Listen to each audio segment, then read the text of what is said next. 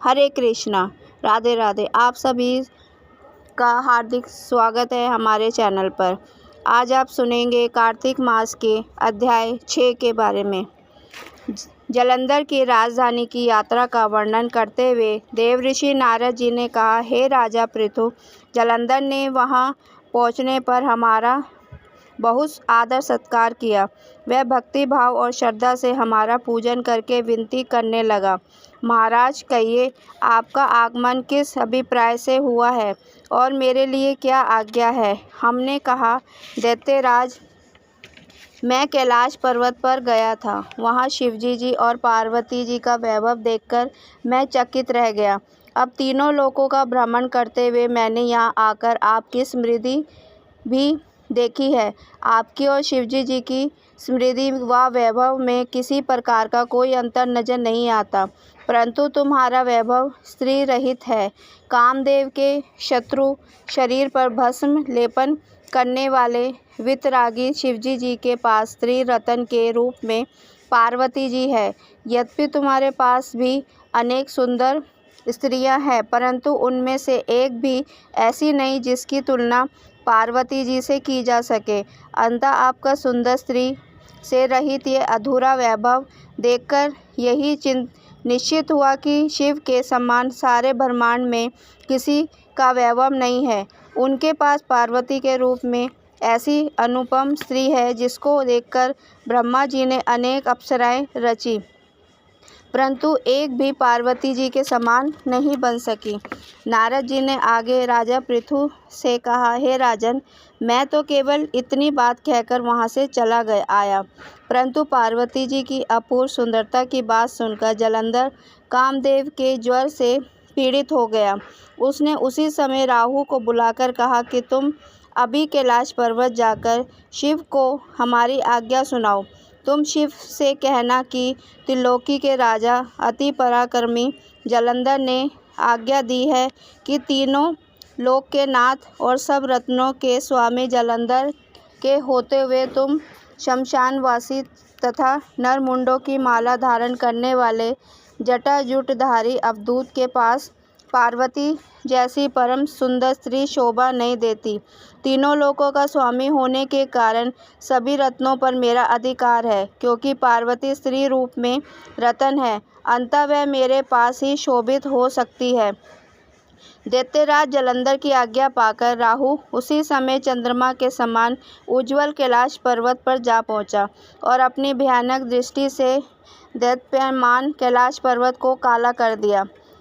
तब भगवान शिव के द्वारपाल नंदी द्वारा शिव के सम्मुख उपस्थित किए जाने पर राहु ने दैत्यराज जालंधर की उपरोक्त आज्ञा सुना दी।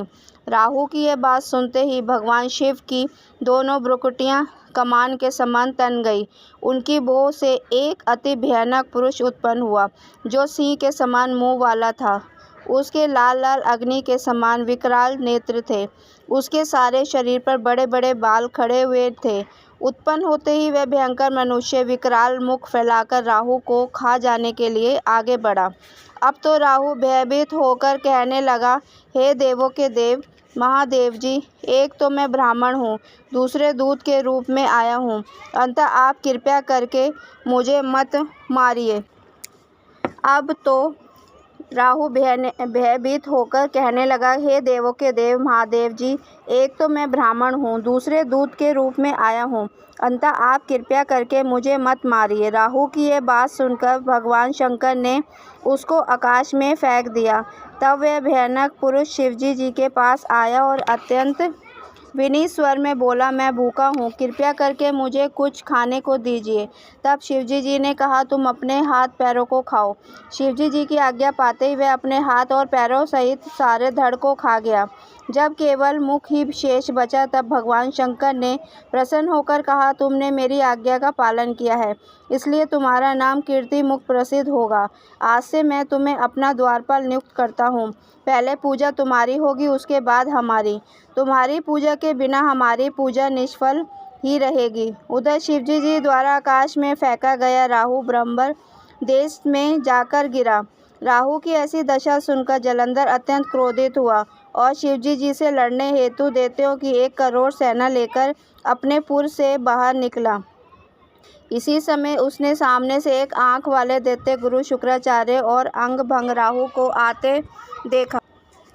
इसके अतिरिक्त और भी अनेक अपशकुन हुए, परंतु उन्हें देखकर भी वह रुका नहीं। वह अपार दैत्य सेना सारे आकाश में बादलों की भांति छा गई। जब देवताओं ने दैत्यराज जलंधर को अपार सेना सहित कैलाश पर्वत पर चढ़ाई करते देखा तो चुपचाप इसकी सूचना शिवजी जी को दी। खबर पाते ही शिवजी जी महाराज ने शिव विष्णु भगवान का स्मरण किया और भगवान विष्णु स्मरण करते ही उपस्थित हो गए।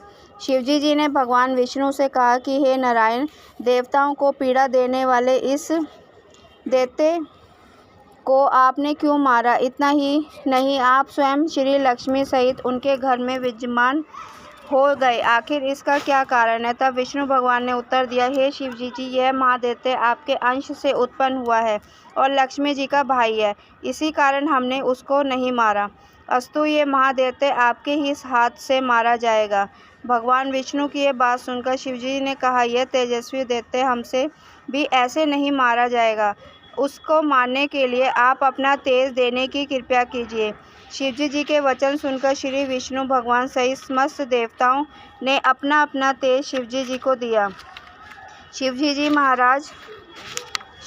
महाराज उस तेज को इकट्ठा करके ज्वालामुखी, सुदर्शन चक्र और वज्र बनाकर जलंधर से युद्ध करने के लिए तैयार हुए। शिवजी जी के भूत गणों की सेना में समस्त देवगण भी सम्मिलित हो गए। उधर जलंधर अपनी सेना सहित कैलाश के समीप जा पहुंचा और इधर कीर्ति मुख और नंदी आदि समस्त गण और देवताओं की सेना भी युद्ध के मैदान में आ डटी। देवताओं और जलंधर की सेना में ऐसा घोर संग्राम हुआ कि समस्त भूमंडल कंपमान हो गया। युद्ध के मैदान में जितने दैत्य मरते, शुक्राचार्य उन्हें उसी समय संजीवनी विद्या से जीवित कर देते। यह दृश्य देखकर भूतादिगणों ने शिवजी जी के समीप जाकर उनसे संपूर्ण वृत्तांत कहा। तब शिवजी जी ने कांद्रा के समान मुख वाली महाभयानक लालजंगा नाम एक कन्या अपने मुख से उत्पन्न की। वह कन्या हुकार मारती हुई दैत्य को अपने मुख में डालते हुए शुक्राचार्य को उठाकर अलोप हो गई। गणों की इस मार से व्याकुल होकर दैत्य सेना भाग खड़ी हुई। दैत्य सेना को इस प्रकार भागते देखकर जलंधर के सेनापति शुभ निशुभ कालनेमी के आगे बढ़कर देव सेना पर प्रत्याक्रमण कर दिया। जब देव सेना दैत्यों की मार से विचलित हो उठी, तब गणेश जी और शुभ और का घनघोर संग्राम हुआ। दैत्यों को पराजित होते देख जलंधर स्वयं युद्ध क्षेत्र में आया। उसे देखकर वीरभद्र ने जलंधर पर अनेक प्रहार किए। जब जलंधर ने क्रोधित होकर अपना परिंग उस पर दे मारा और उसके हाथ रथ की ध्वजा काट दी। फिर उसने देव सेना पर भयानक बाण वर्षा करके उसमें भगदड़ मचा दी। अपनी सेना की यह दशा देखकर स्वयं शिवजी जी नंदी पर सवार होकर युद्ध क्षेत्र में पहुंच गए। उसी समय शिवजी जी ने अपने बाणों से खड्ग रोमा का सिर काटकर पृथ्वी पर गिरा दिया। इसके पश्चात ज्यों ही जलंधर आगे बढ़ा, शिवजी ने उसके रथ के घोड़ों सारथियों को मार गिराया। तब जलंधर खड्ग हाथ में लेकर पैदल ही शिवजी की ओर बढ़ दौड़ा। शिवजी जी ने तत्क्षण आगे बढ़कर एक मुक्का उनकी छाती में दे मारा, जिससे जलंधर अचेत हो गया। जब जलंधर ने देखा शिवजी जी अजय है, तो उसने गंधर्व माया रची। शिवजी जी को इस माया में फंसा हुआ देखकर जलंधर महादेव जी का रूप धारण करके पार्वती जी के पास गया और उन सुंदर रूप देखकर कामान हो उठा। पार्वती जी शिवजी जी को आया देखकर खड़ी हो गई, परंतु तुरंत ही इस राक्षसी माया को पहचानकर वहां से अर्धध्यान हो गई। उधर जलंधर के चले जाने पर पार्वती जी ने भगवान विष्णु का स्मरण किया। वह तत्काल उपस्थित हो गए। उन्होंने जलंधर के शीघ्र मारे जाने का आश्वासन दिया। भगवान विष्णु विचारने लगे कि जलंधर ने स्वयं ही अपनी मृत्यु का रास्ता बता दिया। यह दुष्ट विंध्या के प्रति देव धर्म के कारण ही नहीं मर रहा।